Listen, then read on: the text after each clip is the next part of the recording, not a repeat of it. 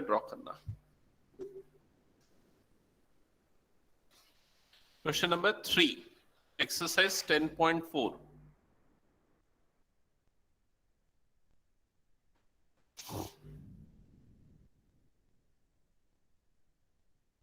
तो क्वेश्चन 3 की स्टेटमेंट है, if two equal chords of a circle intersect within the circle, अगर दो इक्वल कॉर्ड्स है सर्कल के अंदर और दोनों के दोनों सर्कल के अंदर एक दूसरे को इंटरसेप्ट कर रहे हैं, then prove that the line joining the point of intersection of point of intersection to the center makes equal angle with the chords। बहुत कॉम्प्लेक्स लग रहा है ना स्टेटमेंट, लग रहा है क्या? है थोड़ा सा। चलो इसको इजीली समझने के लिए हम सबसे पहले क्या करेंगे, पहले हम फर्स्ट लाइन पे फोकस करेंगे। क्या बोल रहा है? Two equal chord of a circle intersect with in the circle. ये फर्स्ट लाइन को पहले हम समझ के ड्रॉ कर लेते हैं, फिर उसके बाद आगे की लाइन पढ़ते हैं। तो सबसे पहले आप एक सर्कल बना लो, ये हो गया एक सर्कल, ठीक है। सर्कल का सेंटर मार्क कर दो ओ, ठीक है। इसके बाद अच्छा एक चीज ध्यान दो, ठीक है, सारे बच्चों को मैं बोल रहा हूं, सर्कल अगर तुम लोग राउंडर वाला बना रहे हो ना तो उसको धीरे धीरे अवॉइड करना है, ठीक है। नहीं बनता अच्छे से तो क्या करना है, एकदम हल्के हाथों से ना ऐसा ऐसा करके ना एक रफ बना के देखना, फिर उसके बाद आपको वो आइडिया मिल जाएगा कैसे बनेगा, ठीक है। क्योंकि ना आगे बहुत सारे क्वेश्चंस आएंगे तो आपको ऐसा प्रैक्टिस में लाना पड़ेगा। ओके, तो सबसे पहले हमने एक सर्कल बना लिया, सेंटर मार्क कर दिया ओ। अब इसके अंदर दो इक्वल कॉर्ड्स बनाएंगे जो कि सर्कल के अंदर ही एक दूसरे को इंटरसेप्ट कर रहे हैं। तो मैंने दो कॉर्ड्स भी बना लिए।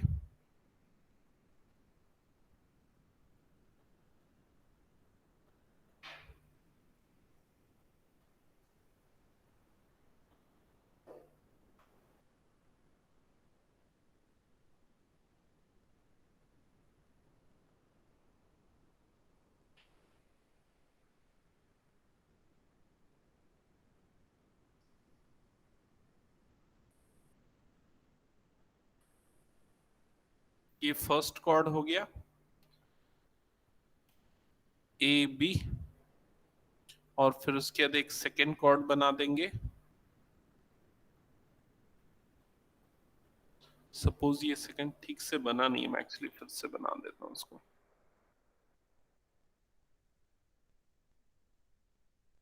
तो जैसा बनना चाहिए था वैसा बना नहीं, ऐसे ही बना दे रहा हूं मैं, ठीक है। सपोज ये हो गया फर्स्ट कॉर्ड और इस कॉर्ड को मैं मार्क कर रहा हूं ए बी, ओके।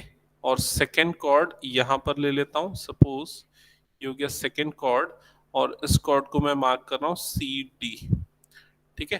दोनों कॉर्ड्स सर्कल के अंदर एक दूसरे को इंटरसेप्ट कर रहे हैं, जिस पॉइंट पे इंटरसेप्ट कर रहे हैं उस पॉइंट को मैं मार्क कर लेता हूं पी।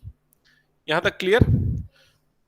ओके, सो जो क्वेश्चन की फर्स्ट लाइन की स्टेटमेंट थी, two equal chords of a circle intersect with in a circle, यहां तक हमने बना लिया, ठीक है। अब यहीं से ना हम गिवन भी लिख लेते हैं। बताओ इससे क्या क्या चीज आपको गिवन दिख रही है? करेक्ट, इंपॉर्टेंट तो यही है, A B is equal to C D, ठीक है। अब इसके बाद सेकेंड लाइन पे आते हैं, ध्यान से सुनना और समझना क्या लिखा है। Prove that the line joining the point of intersection to the centre. तो ये कौन सी लाइन के बारे में बात कर रहा है? Line joining the point of intersection to the centre, OP, correct. तो ये ओपी के बारे में बात कर रहा है, तो ओ और पी को ज्वाइन कर दो। समझ में आया? फिर उसके बाद क्या बोल रहा है? Makes equal angle with the chord, मतलब कि नहीं नहीं, हाँ angle APO, correct, angle APO is equal to angle DPO. मतलब आपको प्रूव करना है कि ये दोनों एंगल्स जो है वो क्या होंगे? इक्वल होंगे। समझ में आ गया सबको? ओके, तो इससे आप लिख लोगे टू प्रूव, तो टू प्रूव में आ जाएगा angle APO is equal to angle DPO, ये हो गया टू प्रूफ। ठीक है,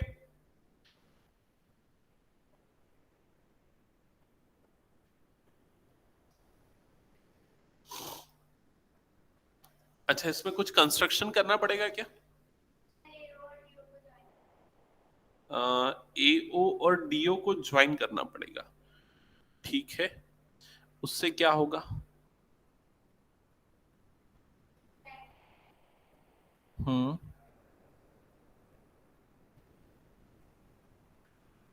और कोई तरीका? AO DO को ज्वाइन करेंगे ना, बोल तो रहे हो ट्राइंगल बनेगा, सही बोल रहे हो, लेकिन वो ट्राइंगल कॉन्ग्रुएंट हो पाएंगे क्या? चलो मैं आपके लिए इसको ज्वाइन कर रहा हूँ। ठीक है, मैंने AO को ज्वाइन कर दिया और DO को ज्वाइन कर दिया, ये एक रफ वर्क है। ठीक है, ये मैंने AO को ज्वाइन किया और ये मैंने DO को ज्वाइन किया, तो दो ट्राइंगल आपको दिख रहे हैं, एक तो ये वाला ट्राइंगल और दूसरा ये वाला ट्राइंगल। लेकिन ये दोनों ट्राइंगल कॉन्ग्रुएंट कैसे प्रूफ होंगे? AODO, AODO रेडियाई हो गया, OPOP इक्वल हो गया, और कुछ हमको नहीं पता, और कुछ भी नहीं पता, इसलिए कॉन्ग्रुएंट नहीं हो सकते, तो इसलिए ये वाला रूल लेना गलत हो जाएगा। ठीक है, तो हम क्या करेंगे, हम O से AB पे एक परपेंडिकुलर ड्रॉ कर देंगे और इसको मार्क कर देंगे OQ। वैसे ही O से CD पे भी एक परपेंडिकुलर बना देंगे और इसको मार्क कर देंगे OR। समझ में आया ये क्या किया हमने? परपेंडिकुलर बनाया है O से। ठीक है, तो ये हमारा आ गया कंस्ट्रक्शन। कंस्ट्रक्शन ड्रॉ, क्या ड्रॉ किया हमने? OQ perpendicular to AB and OR perpendicular to CD, ये कंस्ट्रक्शन हो गया।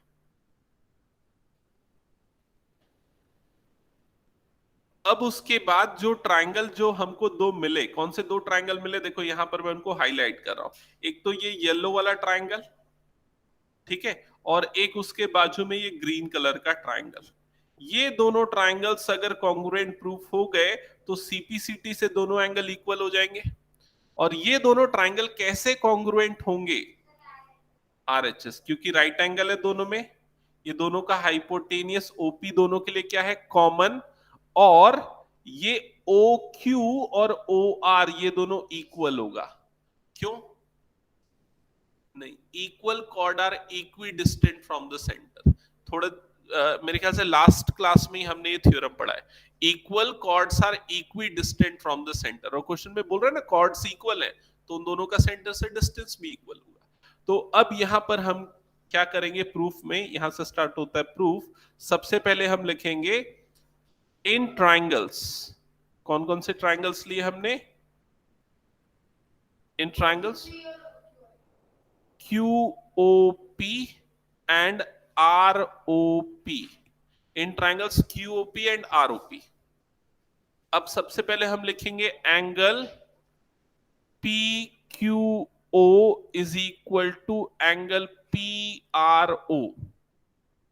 Angle PQO is equal to angle PRO। Reason क्या आएगा? Correct, each 90 degree. फिर सेकंड, अब क्या लिखेंगे? Correct, OP is equal to OP, reason common. फिर नेक्स्ट क्या लिखेंगे? OQ is equal to OR, reason equal chords are equidistant from center, equidistant from center, ये रीजन आ जाएगा। फिर उसके बाद हम डायरेक्टली लिख देंगे triangle QOP is congruent to triangle ROP by RHS criteria. RHS criteria से दोनों ट्राइंगल क्या हो गए? कॉन्ग्रुएंट हो गए। अब दोनों ट्राइंगल अगर कॉन्ग्रुएंट हो गए तो हम लिख क्या सकते हैं? Angle QPO is equal to angle RPO by CPCT। समझ में है? QPO RPO दोनों एंगल CPCT से equal, which implies angle APO। QPO APO same है, so angle APO is equal to angle DPO, hence proved। हो गया proof. समझ में आया? नहीं आया Aditya? Gunjesh, Ananya, yes sir. Chitransh? Yes sir. Okay, ठीक है, हो गया तो बताना, फिर मैं इरेज कर दूंगा। और जिनका हो गया क्वेश्चन नंबर 4 रीड। 10.4 का क्वेश्चन 3 है। जिनका हो गया वो नेक्स्ट क्वेश्चन पढ़ना चालू करो, और उसके बाद उसके अकॉर्डिंग गिवन फिगर विगर सारी चीजें। बुक क्यों नहीं है और प्रॉपर नोटबुक क्यों नहीं? नहीं, मैं बता रहा हूं फिर। क्या मार्केट में नोटबुक नहीं मिल रही?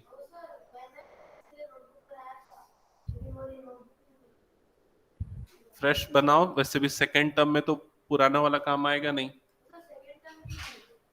ओके, इरेज कर दो। ओके, नेक्स्ट क्वेश्चन नंबर 4 पे आते हैं। क्वेश्चन नंबर 4, चलो जल्दी से ध्यान देना क्या लिखा है। अच्छा, फिगर भी है ना क्वेश्चन नंबर 4 में? ऑलरेडी फिगर गिवन है क्वेश्चन नंबर 4 में, ठीक है।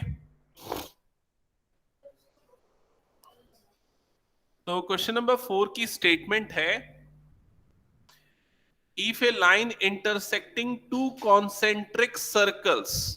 तो कॉन्सेंट्रिक सर्कल्स क्या होते हैं यहां डिफाइन किया है, circles with same centre are called concentric circles. तो एक दो कॉन्सेंट्रिक सर्कल्स यहां पर बना लो, ये हो गया पहला सर्कल, ठीक है। और एक सर्कल उसके अंदर बन रहा है, ये हो गया दूसरा सर्कल, ठीक है। ये कॉन्सेंट्रिक सर्कल्स है। तो क्या बोल रहा है, if a line intersect two concentric circles with centre O. तो दोनों का सेम सेंटर है, same centre is O. At A B C and D, points यहां पर गिवन है A B C and D. तो एक लाइन पहले हम बना लेते हैं, ये हो गई सपोज वो लाइन, और जो पॉइंट्स हैं उनको भी मार्क कर लेते हैं। ये वाला पॉइंट जो है, फर्स्ट वाला पॉइंट ए, सेकंड वाला पॉइंट बी, थर्ड वाला पॉइंट सी, और फोर्थ वाला पॉइंट डी। इसमें वैसे फिगर दे दिया, हो सकता है न भी दे कुछ क्वेश्चंस में, ठीक है। Then show that A B is equal to C D. ये भी एकदम क्लियरली बता रहा है कि क्या प्रूफ करना है, ए बी और सी डी को इक्वल प्रूफ करना है, दैट्स इट। बताओ कैसे प्रूफ करेंगे?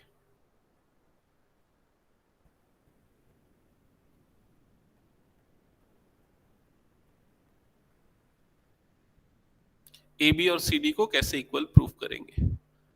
एकदम सिंपल और इजी है। अच्छा, गिवन वगैरह तुम लोग लिख लेना, मैं नहीं लिखा रहा हूं। गिवन में क्या लिखना है, simply two concentric circles with centre O, ठीक है, ये लिख लेना। और टू प्रूव एकदम सिंपल है, वो ऑलरेडी क्वेश्चन में गिवन है। क्या प्रूफ करना है, A B is equal to C D, ये प्रूफ करना है, ठीक है। कंस्ट्रक्शन यहां पर थोड़ा सा करना पड़ेगा, और वो आपको सोचना पड़ेगा कि क्या कंस्ट्रक्शन करना है ये प्रूफ करने के लिए।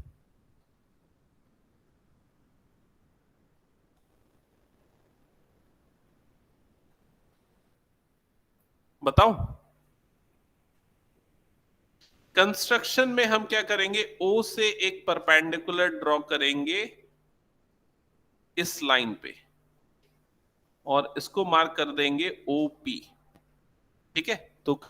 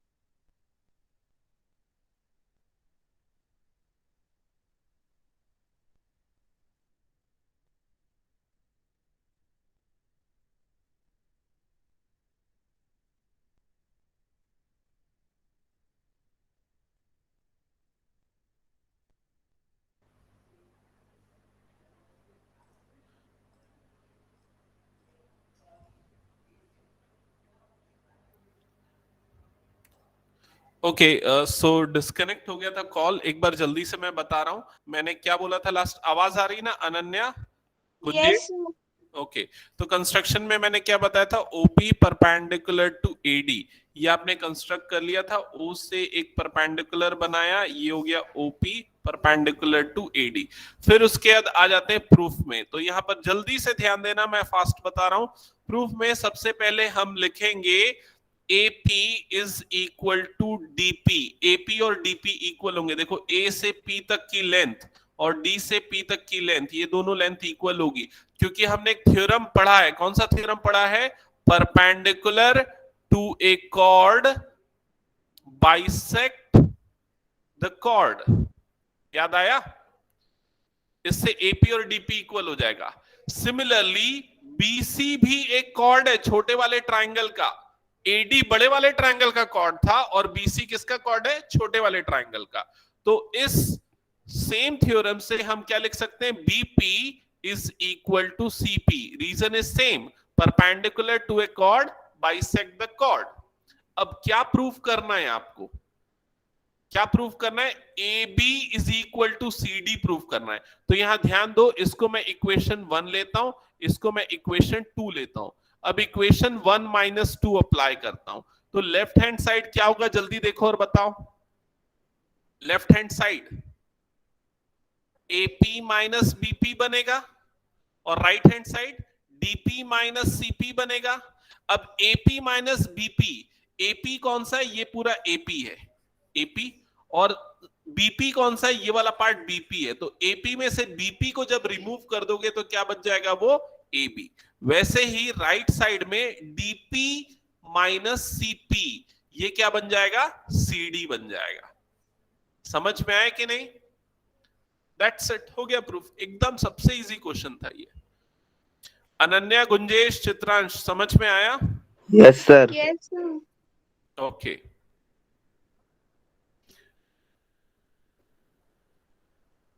श्योर है? क्लियर? ओके, इरेज कर दो। क्वेश्चन नंबर 5 पे मूव करते हैं। चलो, क्वेश्चन नंबर 5 और 6, ये दो क्वेश्चन ना बहुत बड़े हैं, टाइम टेकिंग है और टफ भी है, तो ध्यान से समझना इन क्वेश्चंस को, ठीक है? तो चलो आ जाते हैं क्वेश्चन नंबर 5 में। क्वेश्चन नंबर 5 में लिखा है 3 girls, Reshma, Salma and Mandeep are playing a game by standing on a circle of radius 5 centimeter drawn in a park। तो पहले इस सिचुएशन को समझते हैं। पहली लाइन जो हमने पढ़ी, 3 गर्ल्स है, रेशमा, सलमा, मनदीप। वो एक सर्कल पे स्टैंड कर रहे हैं, एक सर्कुलर रीजन बना हुआ है, उस पे स्टैंड कर रहे हैं, जिसका रेडियस कितना है? 5 मीटर है, ठीक है? पहले एक काम करते हैं, हम सबसे पहले सर्कल बना लेते हैं, क्योंकि बहुत सारी चीजें एक साथ करेंगे ना तो फिर कंफ्यूजन हो जाएगा। तो सपोज हमने एक सर्कल बना लिया और इसका सेंटर मार्क कर दिया, इसका सेंटर हमने ले लिया O, ठीक है? और 3 गर्ल्स जो है, रेशमा, सलमा, मनदीप, उस पे खड़ी हैं, ठीक है? उसको हम बाद में लोकेट करेंगे।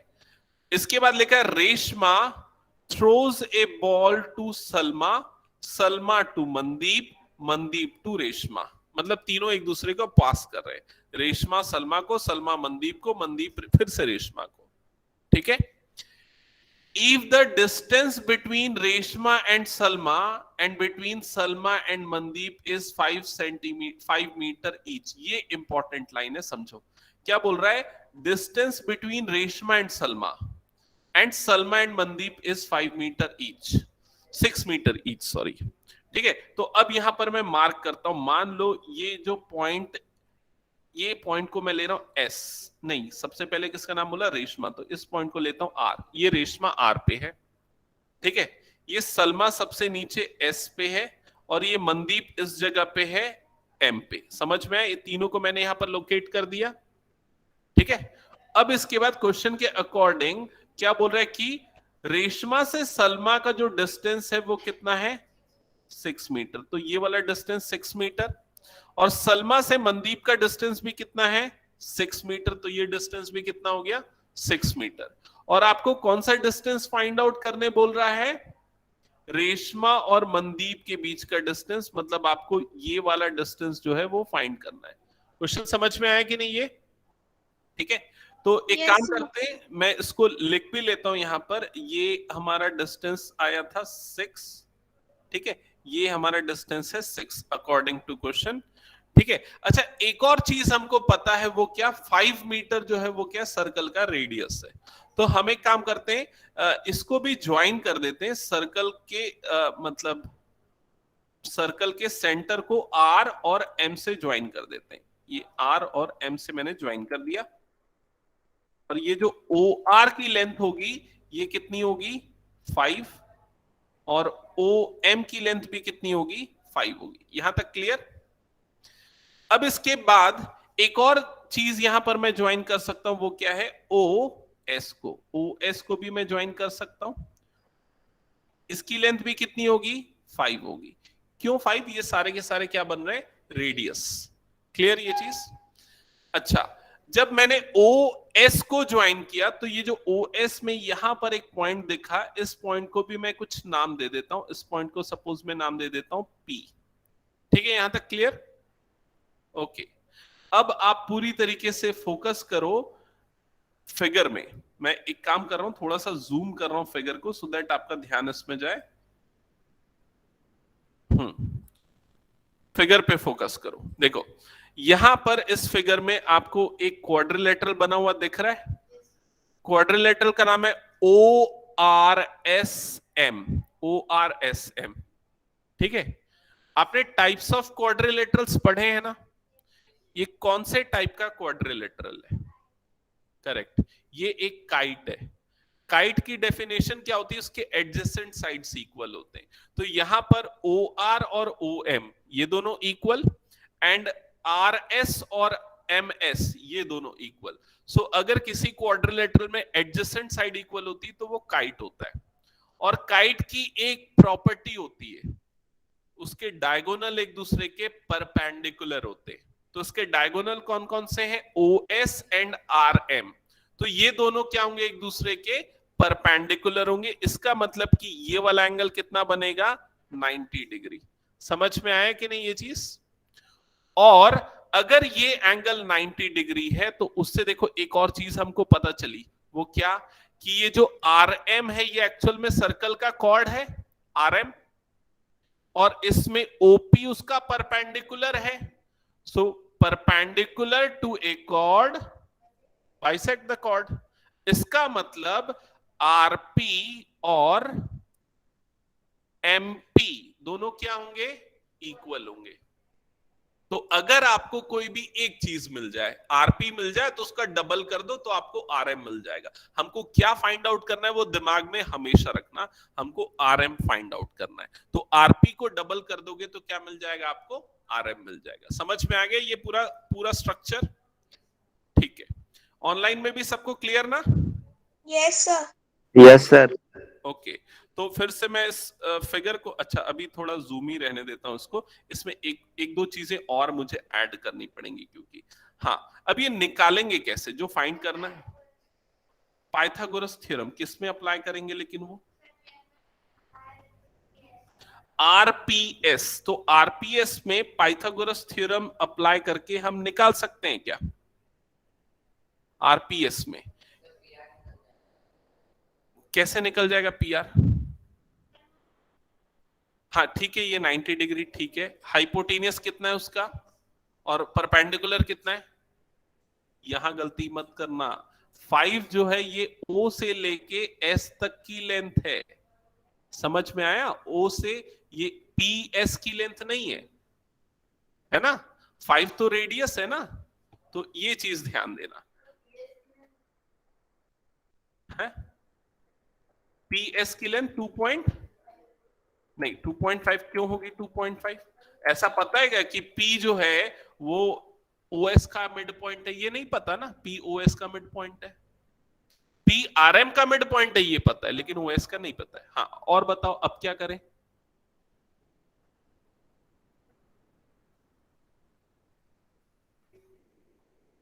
चलो ठीक है, इधर देखते हैं। देखो इस 5 को ना भी थोड़ी देर के लिए मैं रिमूव कर देता हूं, ठीक है? मान लो मैं इस यहां से O से लेके P तक की लेंथ को लेता हूं x, ठीक है? तो P से S तक की लेंथ कितनी हो जाएगी? ये हो जाएगी 5 माइनस एक्स। क्यों 5 माइनस एक्स होगी? क्योंकि यहां से यहां तक की, एक्चुअली कलर हाँ हो गया चेंज, यहां से यहां तक की जो टोटल लेंथ है वो कितनी है? 5 है। समझ में आई ये चीज? तो यहां से यहां तक की अगर टोटल लेंथ 5 है तो ये अगर मैं x लूंगा तो ये कितना आ जाएगा? 5 माइनस एक्स आ जाएगा। समझ में आई ये चीज? तो अब हमको x आइडेंटिफाई करना है। अगर x मिल गया तो आपको इजीली ये rp जो है वो मिल जाएगा इस वाले ट्रायंगल में। समझ में आई ये चीज? तो अब x कैसे आइडेंटिफाई करेंगे? x आइडेंटिफाई करने के लिए हम दो राइट एंगल ट्रायंगल पे फोकस करेंगे। कौन से दो राइट एंगल ट्रायंगल? मैं यहां पर उसको हाईलाइट कर रहा हूं। पहला ये वाला राइट एंगल ट्रायंगल, इसका नाम क्या है? Angle RPO. और दूसरा इसके जस्ट नीचे वाला राइट एंगल ट्रायंगल, इस राइट एंगल ट्रायंगल का नाम क्या है? Angle RPS. समझ में आए? इन दोनों राइट एंगल ट्रायंगल में हम पाइथागोरस थ्योरम अप्लाई करेंगे। ठीक है? तो एक काम करो, सबसे पहले आप अपना पूरा फिगर जो है ना यहां तक बना लो, जैसे मैंने बनाया है अभी। यहां तक पूरा बन गया?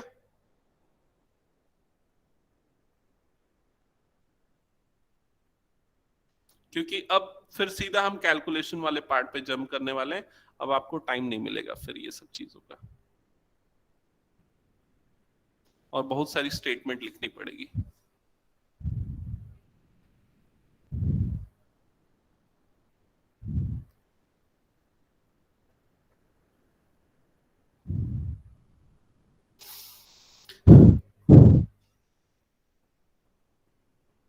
ओके, तो फिर मैं स्टार्ट करता हूं solution.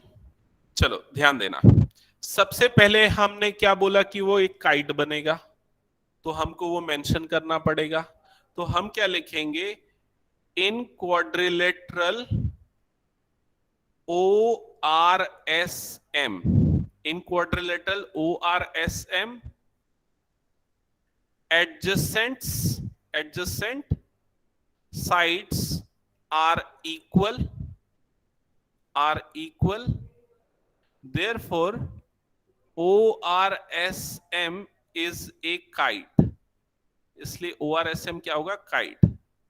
and diagonals of kite are perpendicular to each other, therefore OS is perpendicular to RM। तो हमने ये पूरा बता दिया कि OS RM परपेंडिकुलर है, मतलब ये वाले एंगल जो बन रहे हैं वो क्या बनेंगे? 90 डिग्री बनेंगे। यहां तक हो गया? उसके बाद now let OP is equal to x। तो OP को हमने x अज्यूम किया था, which implies PS is equal to 5 minus x. तो PS कितना हो जाएगा? 5 माइनस एक्स, जो हमने फिगर में शो किया है। ठीक है? नहीं दिख रहा है क्या आदित्य? ठीक है, मैं स्क्रीनशॉट भेज दूंगा अगर ठीक से नहीं दिखा तो। ठीक है, ओके, यहां तक हो गया। अब इसके बाद हम क्या लिखेंगे? Now in triangles, now in triangles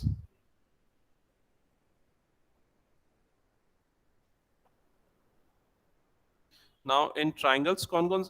नहीं, नाउ इन ट्राइंगल बस लिखते, ट्राइंगल्स नहीं। नाउ इन ट्राइंगल, सबसे पहले कौन सा ट्राइंगल लेने बोला मैंने? RPO. Now in triangle RPO, H square equal to P square plus B square by Pythagoras theorem. ठीक है? तो एच हाइपोटेनियस क्या है बताओ? आरपीओ वाले ट्राइंगल का, आरपीओ वाले ट्राइंगल का हाइपोटेनियस क्या है? 5। Okay, so 5 square is equal to, perpendicular क्या है? एक्स स्क्वायर प्लस बेस क्या है? आरपी। तो ये क्या हो जाएगा? RP square. समझ में आए? इसको हम ले लेते हैं अच्छा, इसमें से आरपी स्क्वायर की वैल्यू निकाल लेते हैं, काम करते हैं। ठीक है, तो आरपी स्क्वायर की वैल्यू कितनी आ जाएगी यहां से? RP square is equal to क्या मिल जाएगा? 25 माइनस एक्स स्क्वायर। ठीक है, ये हो गई आरपी स्क्वायर की वैल्यू, और इसको अब हम मार्क कर लेते हैं इक्वेशन नंबर 1। ठीक है, अब उसके बाद हम नेक्स्ट ट्राइंगल लेते हैं। तो नेक्स्ट कौन सा ट्राइंगल है? नीचे वाला ग्रीन वाला जो मैंने हाईलाइट किया है। तो नाउ इन ट्राइंगल क्या नाम है इसका? RPS. Now in triangle RPS, इसमें भी पाइथागोरस थ्योरम लगाते हैं, H square equal to P square plus B square. तो यहां पर हाइपोटेनियस क्या है बताओ? 6। तो ये क्या हो जाएगा? 6 स्क्वायर इक्वल टू परपेंडिकुलर क्या है यहां पर? 5 माइनस 6 का होल स्क्वायर प्लस बेस क्या है यहां पर? आरपी। तो ये क्या हो जाएगा? RP square. समझ में आया यहां तक? अब इसको ना फर्दर सॉल्व करते हैं। तो 6 का स्क्वायर कितना हो जाएगा? 36 इक्वल टू, अच्छा इस पे ध्यान देना, ये जो मैंने 5 माइनस एक्स का होल स्क्वायर लिखा है ना, इसमें अप्लाई होगा a माइनस बी का होल स्क्वायर। तो क्या होगा? ये a square plus B square minus 2 into A into B. Clear हुआ ये चीज? हाँ भाई, h हाइपोटेनियस इसका कौन सा है? ये है ना हाइपोटेनियस। समझ में आया कि नहीं? ओके, तो A square plus B square plus 2ab ये हो गया, और प्लस आरपी स्क्वायर। तो आरपी स्क्वायर की वैल्यू जो कि हमने इक्वेशन 1 में निकाल रखी थी, उसको यहां पर पुट कर देंगे। ठीक है, तो जब यहां पर पुट करेंगे तो ये क्या बन जाएगा? 25 माइनस एक्स स्क्वायर बन जाएगा। समझ में आया ये पूरा एक्सप्रेशन? फर्दर ये लेफ्ट साइड में 36 हो गया, राइट साइड में ये 5 का स्क्वायर मतलब 25 प्लस एक्स स्क्वायर, और ये हो जाएगा माइनस 10x प्लस 25, और ये हो गया माइनस एक्स स्क्वायर। यहां तक का स्टेप क्लियर? अब इसके बाद, अच्छा मैं ये फिगर वाले पार्ट को हटा देता हूं, अभी उसकी फिलहाल तो जरूरत है नहीं हमको, जब पड़ेगी देखेंगे। उसके बाद फिर हम क्या करेंगे, ये एक्स स्क्वायर और ये माइनस एक्स स्क्वायर कट गया। ठीक है, और ये 25 और 25 का एडिशन हो गया 50। ठीक है, तो आपको क्या मिल गया?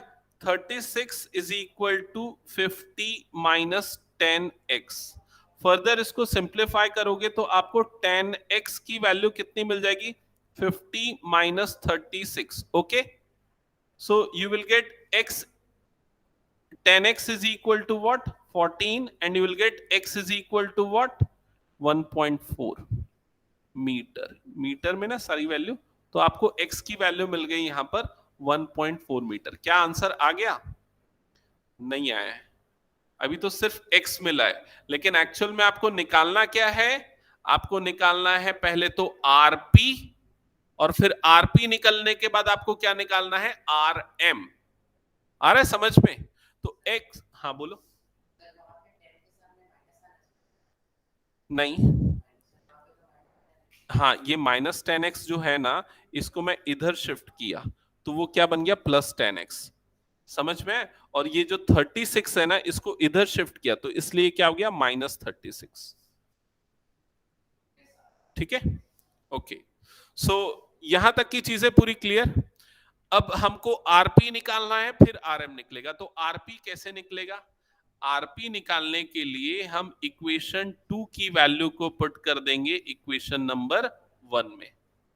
ठीक है, so by equation 1 and 2, by equation 1 and 2, RP square is equal to what?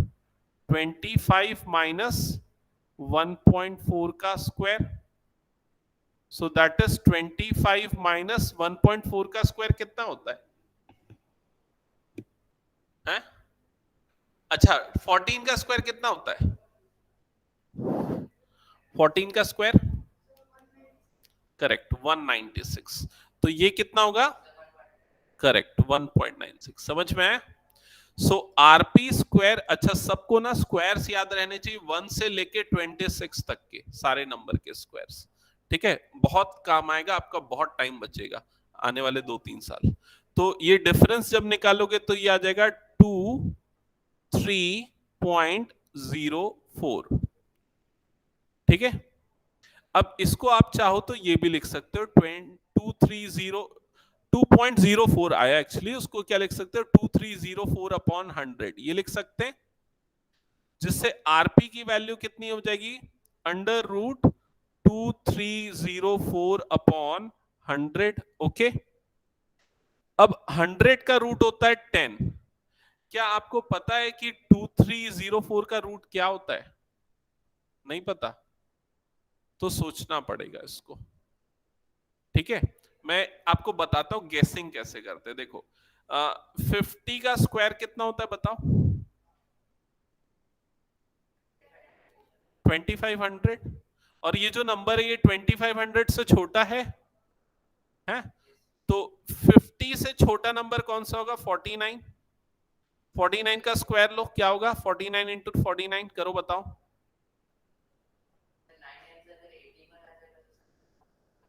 अच्छा, करेक्ट, ये भी करेक्ट है। 49 नहीं होगा क्योंकि 49 इंटू 49 करोगे 9 से क्या हो जाएगा 81, तो ये नहीं होगा। फिर उससे छोटा नंबर क्या होगा? 48। तो 48 का स्क्वायर चेक करो क्या होता है? 48 इंटू 48 कंफर्म करो, हो सकता है कई बार कंप्लीट स्क्वायर नंबर ना आए।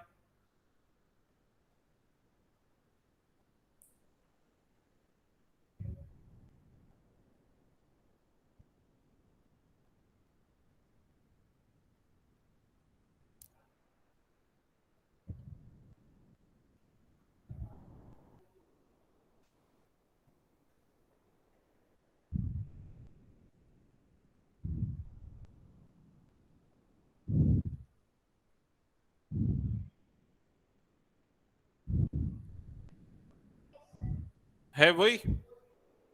ओके,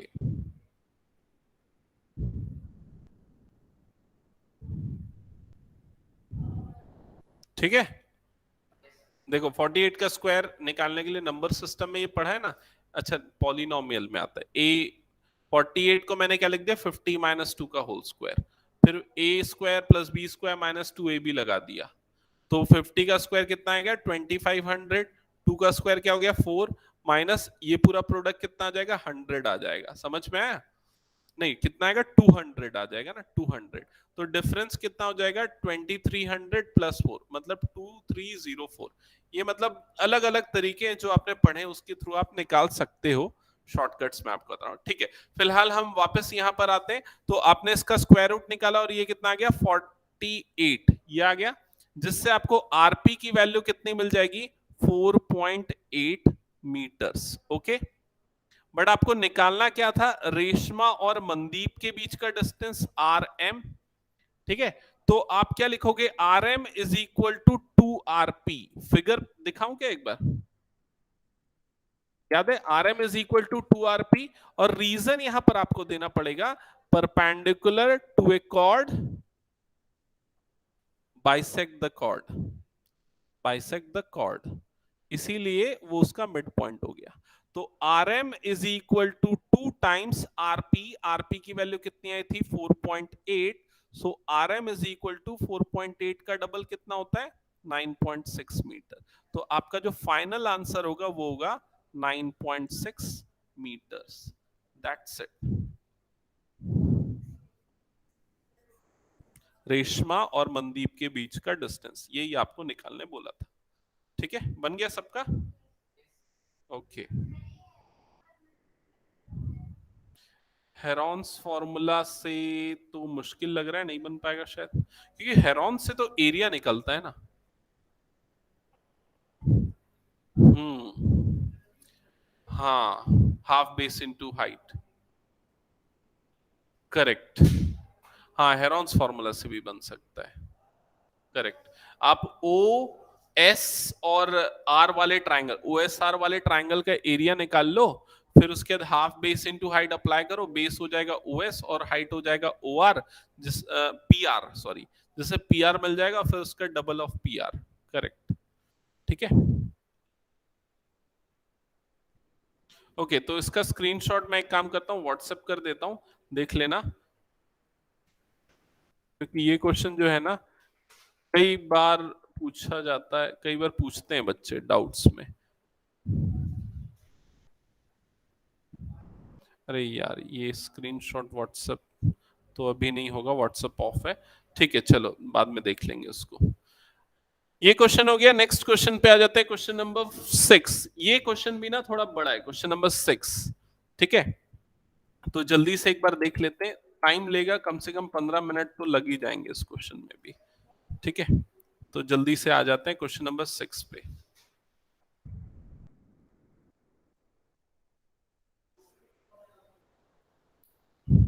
ओके क्वेश्चन नंबर 6 की स्टेटमेंट है, a circular park of radius 20 metre is situated in a colony.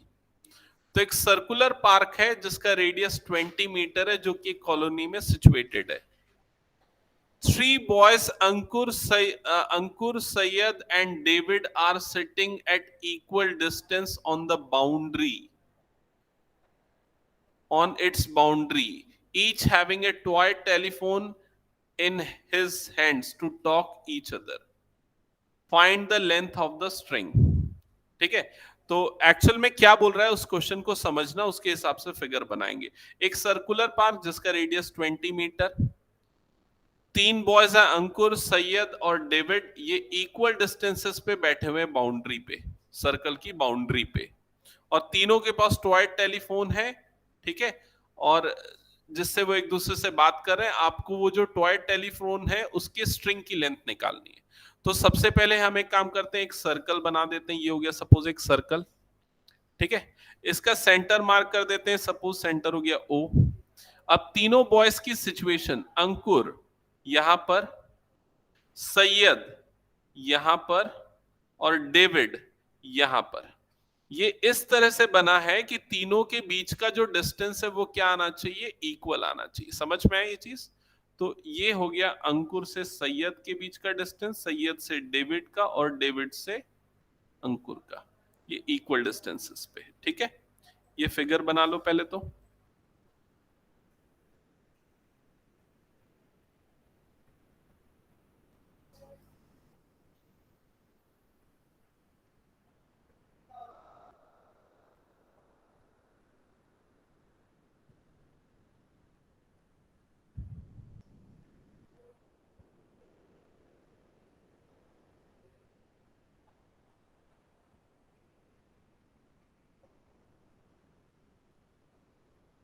हो गया।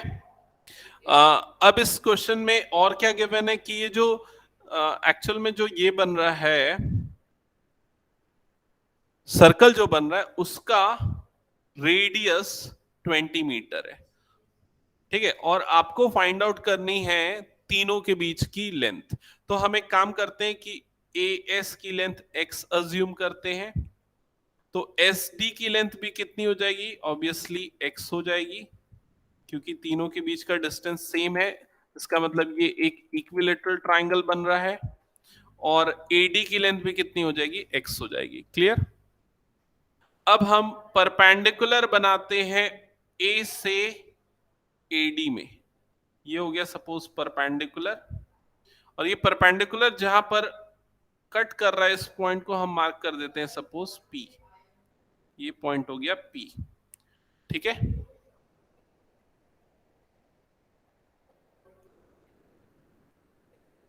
AP is perpendicular to SD। तो इक्विलेटरल ट्रायंगल का जो परपेंडिकुलर होगा वो क्या करेगा, बाइसेक्ट करेगा अपोजिट साइड को। ठीक है इसका मतलब SP की लेंथ कितनी हो जाएगी, x/2, और PD की लेंथ भी कितनी हो जाएगी, x/2। क्या ये चीज समझ में आ गई? अच्छा OA की लेंथ कितनी है, O 20, क्योंकि क्वेश्चन में गिवन है, रेडियस है वो सर्कल का OA। अच्छा O को अगर मैं S से ज्वाइन कर दूं तो ये भी रेडियस होगा, तो इसकी लेंथ भी कितनी आ जाएगी, 20। ठीक है OP की लेंथ कितनी होगी ये नहीं पता, इसको हम अज्यूम कर लेते हैं OP की लेंथ होगी y। ठीक है।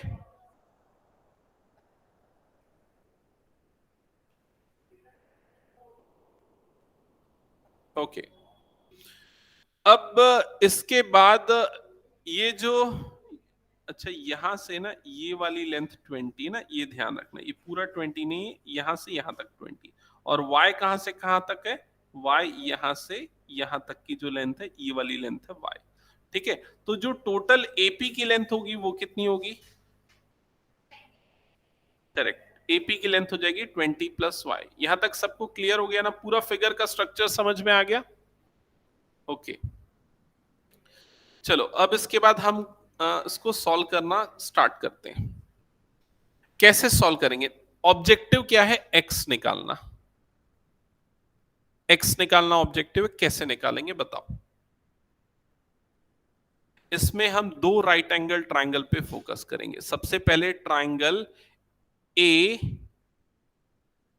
पी एस, देखा एपीएस, सबसे बड़ा वाला ट्राइंगल ये वाला right angle triangle APS.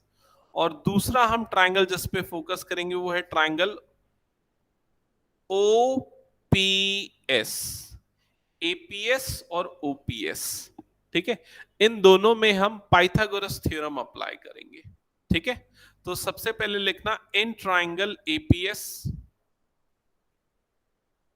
In triangle APS Pythagoras theorem apply कर रहा हूं, H square equal to P square plus B square. तो बताओ क्या हो जाएगा ये, एच हाइपोटेनियस क्या है एपीएस का, एएस, और एएस की वैल्यू कितनी है एक्स, तो ये क्या हो जाएगा एक्स स्क्वायर इक्वल टू, आगे बताओ, करेक्ट, 20 प्लस वाई परपेंडिकुलर का स्क्वायर, बेस कितना है x बाय 2 का होल स्क्वायर। समझ में आया, ठीक है, श्योर है, clear, okay.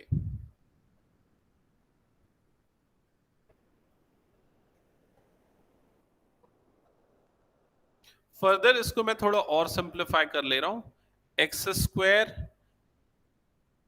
Is equal to, ये हो जाएगा 20 square plus Y square plus 2 into 20 into Y plus x square upon 4। मैंने क्या किया समझ में आया ना, यहां पर a प्लस बी का होल स्क्वायर से एक्सपांड किया और वो वाले को कंप्लीट स्क्वायर बना दिया। ठीक है, अब इसके बाद ये वाला जो एक्स स्क्वायर अपॉन 4 है, ये वाला पार्ट मैं इधर शिफ्ट कर रहा हूं इस जगह पे।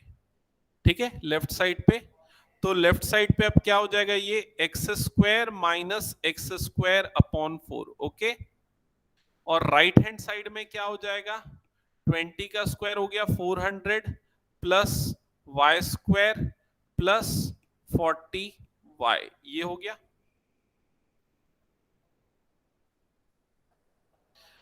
अब लेफ्ट हैंड साइड को मैं आगे और सिंप्लीफाई करता हूं एलसीएम लेके, तो एलसीएम क्या आ जाएगा 4, ये क्या बनेगा 4x square minus x square that is equal to Y square plus 40y plus 400, ये हो गया, थोड़ा रीअरेंज किया है।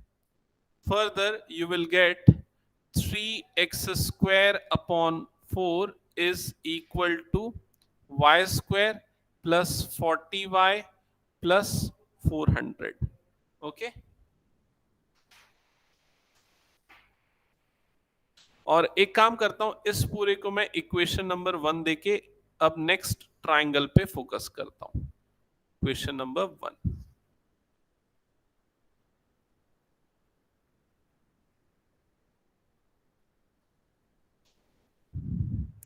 नाउ इन ट्राइंगल, सेकेंड मैंने कौन सा ट्राइंगल बोला था, ओपीएस, पहले में एपीएस लिया, अब क्या लेंगे ओपीएस, दोनों राइट एंगल ट्राइंगल है।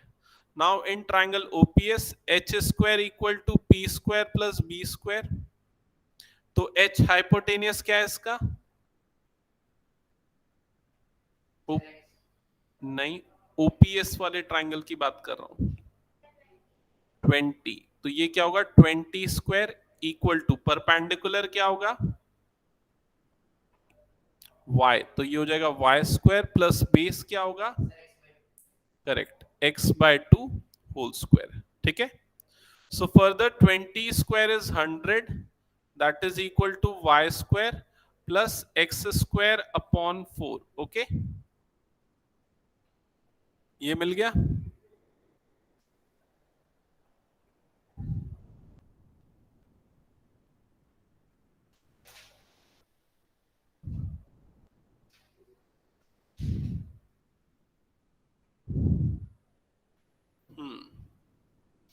अब देखो यहां पर ना मैं ना एक काम करता हूं, एक्स स्क्वायर अपॉन 4 की वैल्यू निकाल लेता हूं. एक्स स्क्वायर अपॉन 4 की वैल्यू क्या आ जाएगी 400 माइनस वाई स्क्वायर, यही आएगी. चेक करो और बताओ समझ में आया कि नहीं. भाई ये वाई स्क्वायर इधर गया तो क्या बना उधर 400 minus Y square, right side में क्या बचा तो वो एक्स स्क्वायर बाय 4 की वैल्यू हो गई. ठीक है, क्लियर.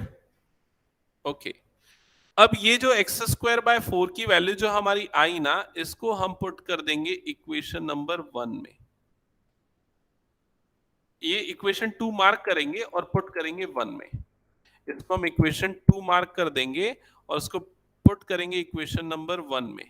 कहां पर पुट करेंगे, ये देखो यहां पर, ये वाला जो पार्ट था ना एक्स स्क्वायर अपॉन 4 जो आ रहा था, उस जगह पे हम ये वाली वैल्यू पुट कर देंगे. ठीक है,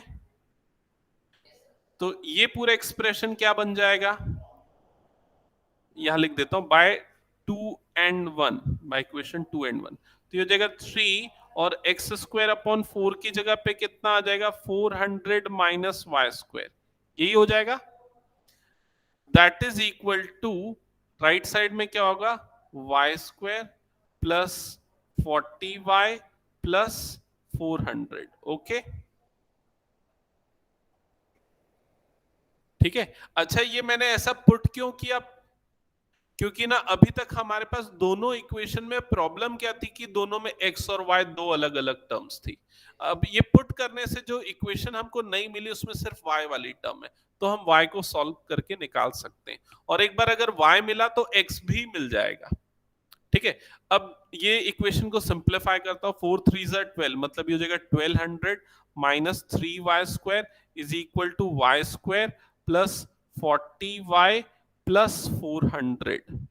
ठीक है, अब राइट वाली पूरी टर्म्स को मैं इधर लेफ्ट में शिफ्ट करता हूं, तो राइट साइड में बच जाएगा, लेफ्ट वाली पूरी टर्म को राइट में शिफ्ट करता हूं तो लेफ्ट साइड बच जाएगा 0, और ये जब राइट साइड शिफ्ट होगी तो ये हो जाएगा Y square plus 40y plus 400, जो टर्म्स थी वो एज इट इज, और माइनस 3y स्क्वायर जब उधर आएगा तो प्लस 3y स्क्वायर बनेगा और माइनस 1200 बनेगा. दोनों के साइन रिवर्स हो गए. यहां तक समझ में आया ये पूरा स्टेप.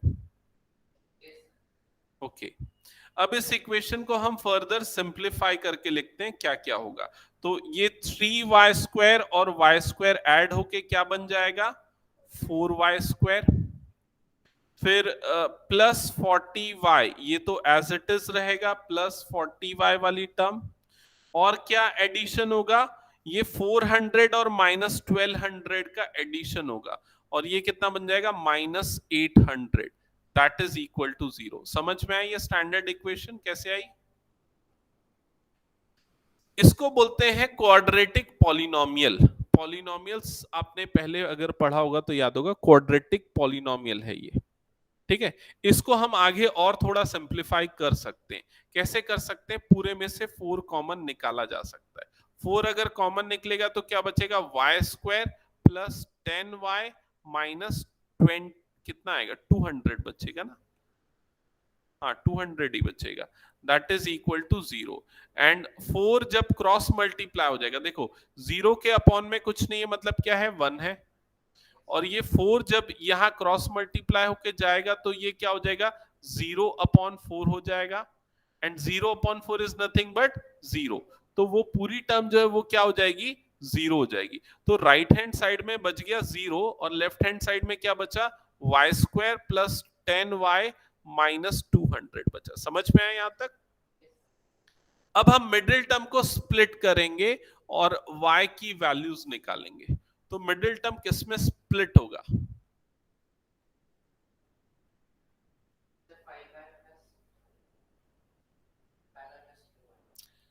नहीं, 5 और 2 में स्प्लिट नहीं होगा। एक्चुअली जिन बच्चों ने पॉलिनोमियल नहीं पढ़ा ना उनको थोड़ा, नहीं उसमें भी नहीं होगा।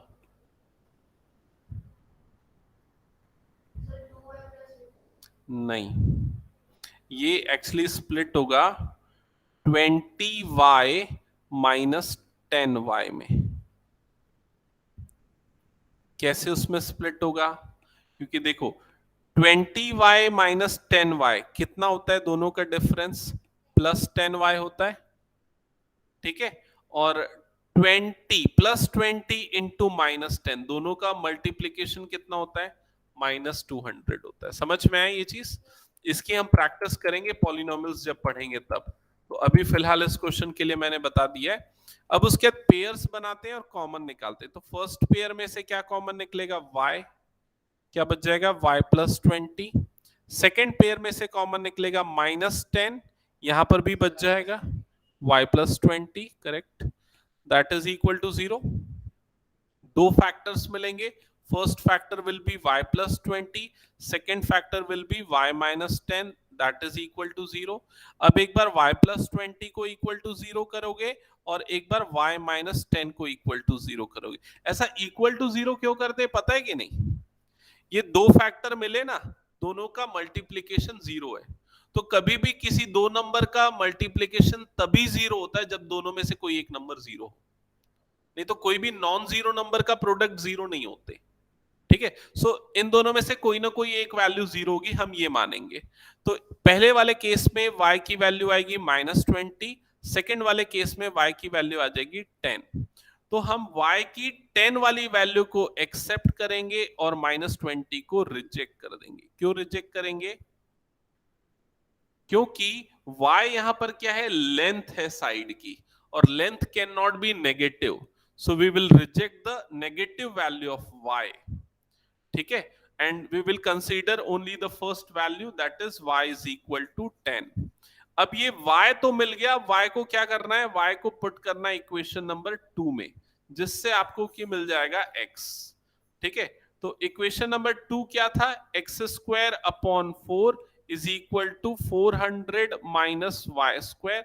इसमें पुट करो, x square upon 4 is equal to 400 minus 10 square. So x square upon 4 is equal to 400 minus 100, so you'll get x square upon 4 is equals to 300, so x square is equal to 1200, so you'll get x is equal to root 1200। अब root 1200 के लिए इसको factorise करोगे तो क्या हो जाएगा? 3 into 2 into 2 into 10 into 10, यही होगा। तो एक 10 का पेयर और एक 2 का पेयर बाहर निकलेगा और रूट के अंदर 3 बच जाएगा। तो x की वैल्यू कितनी आ जाएगी? 20 रूट 3। ये होगा इसका फाइनल आंसर। एक बार क्रॉस चेक करना, तो मुझे लग रहा है काफी बड़ा बन गया, कुछ शॉर्टकट भी होना चाहिए क्या इसका? चेक करेंगे एक बार।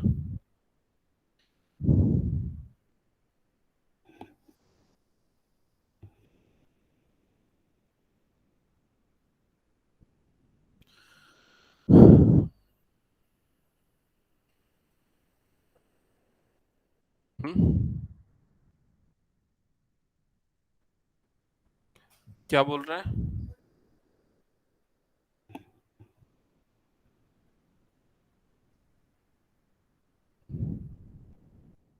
नोट नहीं हुआ क्या?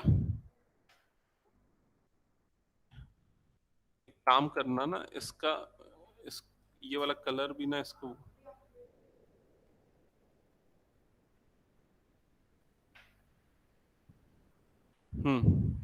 ये वाला पार्ट। आंसर एक बार चेक करना क्या दिया पीछे बुक में।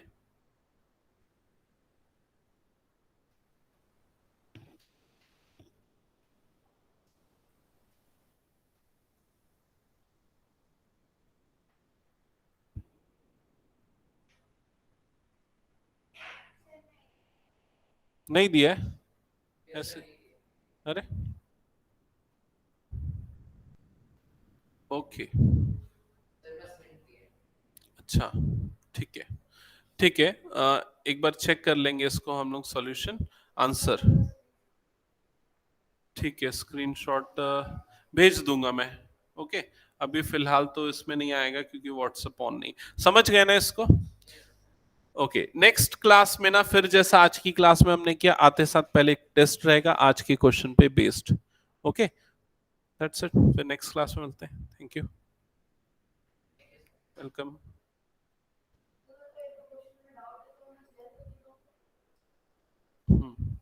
बाद में पूछ लेना ना उसको।